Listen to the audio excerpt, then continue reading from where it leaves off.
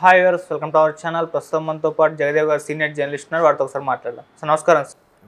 Sir, Allu Arjun గారు Pushpa 2 trailer రీసెంట్గా పాట్నాలో release చేశారు. మంచి అప్లోజ్ వచ్చేసాయి. సినీ ప్రముఖులందరూ కూడా సోషల్ మీడియా మాధ్యమం ద్వారా అందరూ కూడా అప్లోజ్ తెలియజేస్తున్నారు. అయితే ఈ సినిమా ట్రైలర్ చూసుకుంటే ఎక్స్పెక్టేషన్స్ ఎంత ఉన్నాయి అంతకు మించి పెంచే విధంగా అయితే మనకు అనిపించింది. కానీ ఒక వైపు నుంచి నెగిటివ్ ప్రచారం కూడా స్ప్రెడ్ అవుతుంది. లైక్ ఈ మధ్యకాలంలో మనం చూసుకుంటే సార్, స్టార్ హీరోల సినిమాలు ఎవరు కూడా దేవరా సినిమా వచ్చింది. ఆ సినిమా కూడా రిలీజ్ కాకముందే ఒక వర్గం వైపు నుంచి నెగిటివ్ ప్రచారం జరిగింది. సేమ్ ఇప్పుడు అల్లు అర్జున్ గారి సినిమాకు కూడా ఒక వర్గం నుంచి కాస్త నెగిటివ్ ప్రచారం జరుగుతున్నట్టు మనకు సోషల్ మీడియాలో అర్థమైపోతుంది. సో ఈ ట్రైలర్ పైన మీ రివ్యూ ఏంటి? జరుగుతున్న నెగిటివ్ ప్రచారం ఇది సినిమా పైన ఏమన్నా ఇంపాక్ట్ చూపిస్తుందా లేదా ఎక్కడి నుంచి జరుగుతుంది, మీరేం చెప్తారు సార్? ప్రతి సినిమాకి నెగిటివ్ ప్రచారం అనేది సర్వసాధారణం. మేబీ ఈ మధ్యకాలంలో పబ్లిసిటీ స్టంట్లు ఇదొక భాగమేమో నా అభిప్రాయం. ఎందుకంటే వచ్చింది సినిమా మన కిరణ్ అబ్బవరం గారిది. సో కిరణ్ అబ్బవరం లాంటి అప్కమింగ్ హీరో సినిమాలనే నెగిటివ్ చేస్తున్నారు. ఆయన ఎవరికి ఉంటారు, ఎవరికి పోటీ? ఆయన ఇండస్ట్రీలో ఎవరికి వాళ్ళే, అంతేనా? ఎప్పుడైనా సరే కంటెంట్ ఉంటే ఎవరిని ఆపలేం. కథలో దమ్ము ఉంటే ఏ సినిమాని ఎవ్వడూ ఆపలేడు. సో అలాంటప్పుడు ఒకడు నెగిటివ్ చేస్తే, లేదంటే ఒక వేరే ఫ్యాన్స్ ట్రోల్స్ చేస్తే ఆగిపోయేది అయితే కాదు. అది మేబీ ఇది ఒక పబ్లిసిటీ స్టంట్ ఏమో నా అభిప్రాయం. అలా కూడా అనిపిస్తుంది. ఎందుకంటే బన్నీ గారి సినిమా ఎప్పటి నుంచి 3 ఏళ్ళ నుంచి ఏగర్లీ వెయిటింగు. పుష్ప 2 పాన్ ఇండియాలో ఒక ప్రభంజనం, ఓవర్సీస్లో కూడా ప్రభంజనం. Theatres 11,500 theatres. Only Bollywood Hindi రీజియన్లోనే 2,000 కోట్ల బిజినెస్ అంటున్నారు. ఆల్రెడీ 1,200 కోట్ల బిజినెస్ అయిపోయిందంట. టికెట్స్ కూడా కొట్టుకు చేస్తున్నారంట. మొన్న పాట్నాలో చూస్తే భయంకరంగా వచ్చారు. నిజంగా వాళ్ళకి ఒక బిహారీ సినిమాలో లేదా బాలీవుడ్ హీరోలో ఎవరో వస్తే అంతగా వస్తారో లేదో తెలియదు, కానీ అంతకు రెట్టింపు సంఖ్యలో వచ్చారు. ఈయన కూడా దాన్ని బాగానే క్యాప్చర్ చేసుకున్నాడు, మాట తీరు కానీ విధానం కానీ. మరి అలాంటప్పుడు ఒక హీరోది వచ్చినప్పుడు ఇంకో హీరోది, అరే మా హీరోది ఎప్పుడు వస్తుందరా అని ఎదురు చూస్తుంటారు. కామన్ అది.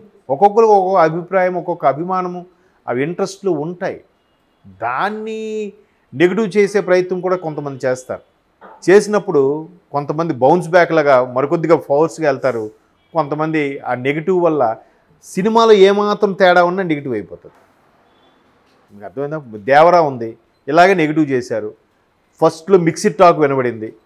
తర్వాత ఏమైంది, అబ్బా సూపర్ రా, ఏం తీసాడరా అనిపించింది.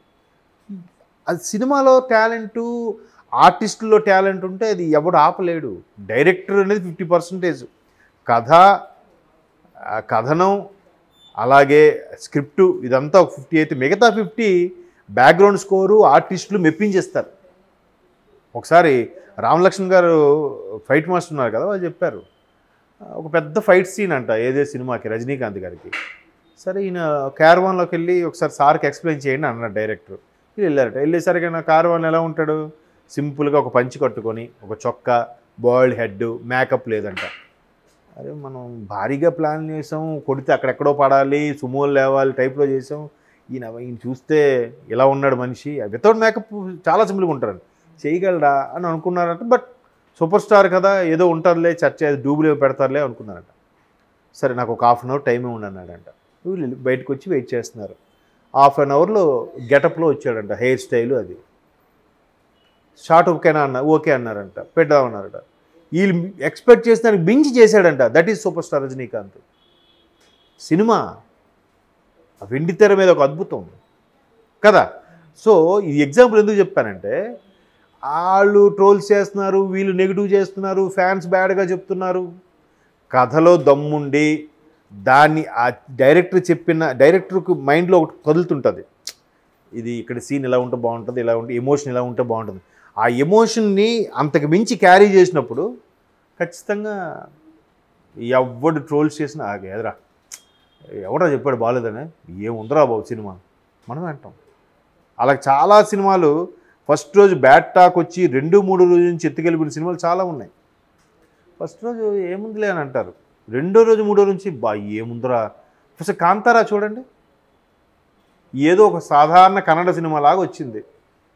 మరి థియేటర్ ఎక్స్పీరియన్స్ చూడాలరా సినిమా, గూస్ బంప్స్రా లాస్ట్ హాఫ్ అన్ అవర్ అన్నారు.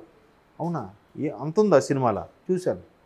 ఎలా తీసుకెళ్ళాడు నేటివిటీ, ఆ రూరల్ ఏరియాలో అడవుల్లో బతికే వాళ్ళు, వాళ్ళ బతుకు జీవన విధానము, ఆ లుంగీలతోని క్యాజువల్గా ఉండేది. ఒక్కసారి ఆ క్లైమాక్స్ ఫైట్ అని హైప్ తీసుకొచ్చేసాడు. అదంతే.